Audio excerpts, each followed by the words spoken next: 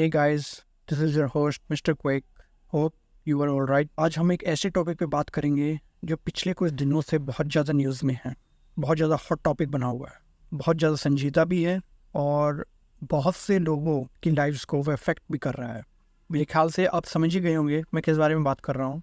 Basically मैं Israel और फ़लस्तीन के टॉपिक पे बात कर रहा हूँ।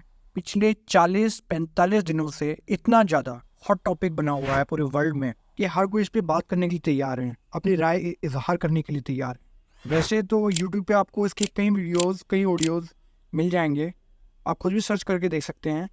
लेकिन मैं कोशिश कर रहा हूँ कि एक ब्रीफ क्रिस्पी वे में आपके सामने एक ऐसा फैक्ट चेक प्रोड्यूस किया जाए कि जिससे आपको ज़्यादा माथापच्ची ना करनी पड़े और आप एकदम फैक्टली हर चीज़ को सही से समझ जाएं।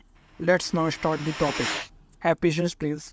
इज़राइल ने 7 जून 1967 में वेस्ट बैंक पर ऑक्यूपाई करना शुरू कर दिया था और वो सिंस 7 जून 1967 से लेकर टिल नाउ वो अब तक West Bank and related areas और टेरिटरीज का ऑक्यूपेशन कर रहा है।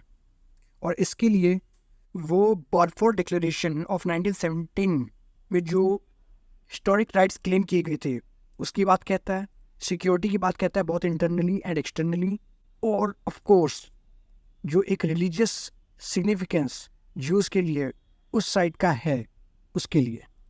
Israeli occupation of West Bank is an classic example of intractable conflict which is one of the longest in modern history. जब मैंने थोड़ा डीप रिसर्च किया और फैक्ट्स को कंगाला तो मेरे सामने ये आया कि जब हम 1937 के पील कमीशन की बात करते हैं तो उसमें कहा गया था कि ज्यूज़ को 20% ऑफ द लैंड मिलेगा एंड पैलेस्टीनियंस को 80% ऑफ द लैंड मिलेगा।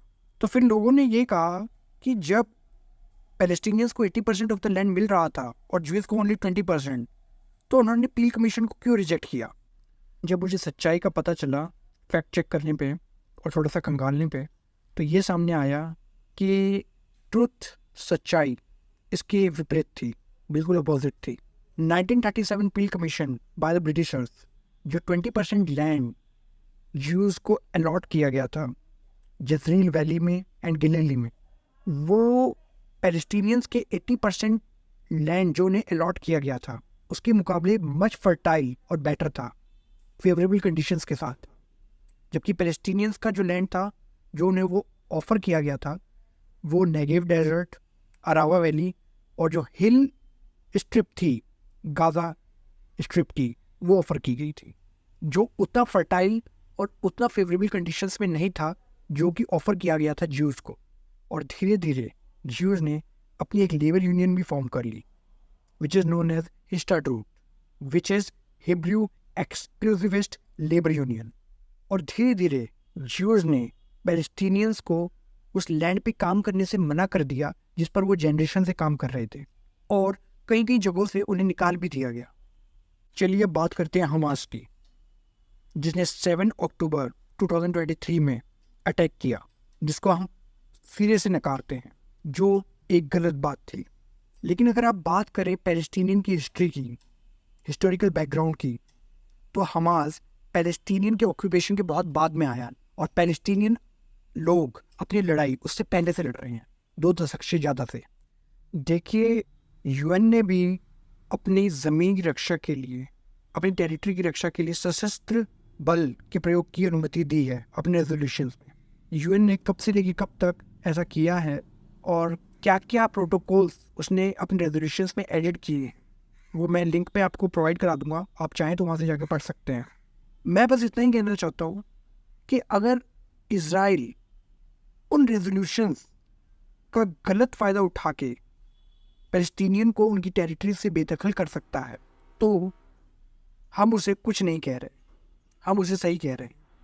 लेकिन अगर पैलेस्टीनियंस उन रेजोल्यूशंस के तहत अपनी टेरिटरी की रक्षा कर रहे हैं तो हम उसे गलत कह देते हैं।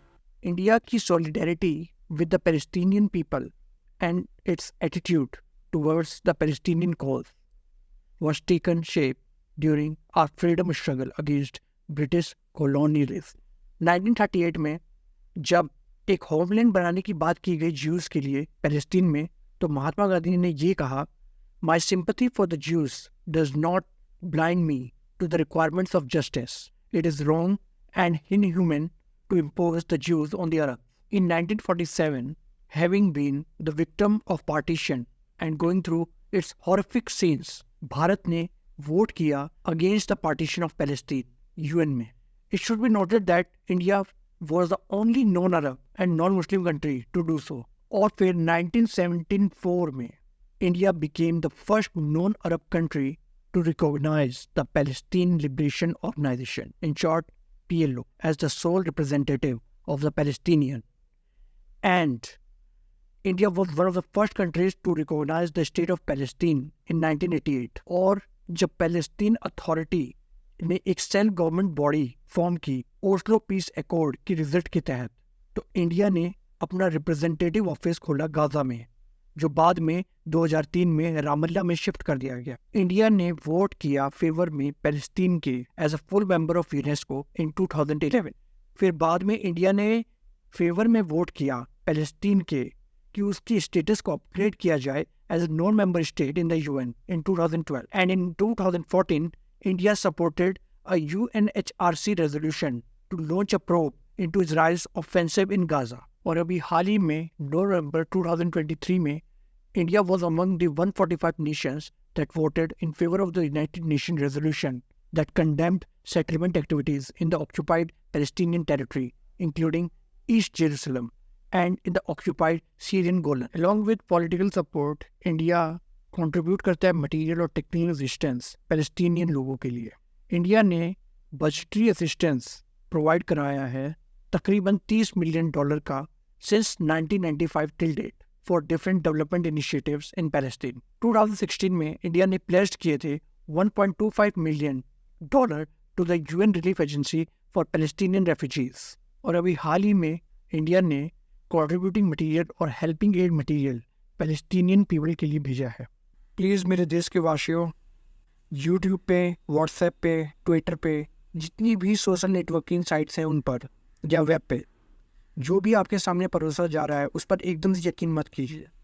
अपनी बुद्धि का इस्तेमाल करें, अपने विवेक का इस्तेमाल करें और फैक्ट्स के अनुसार चीज़ों को परखें और उन्हें जानें.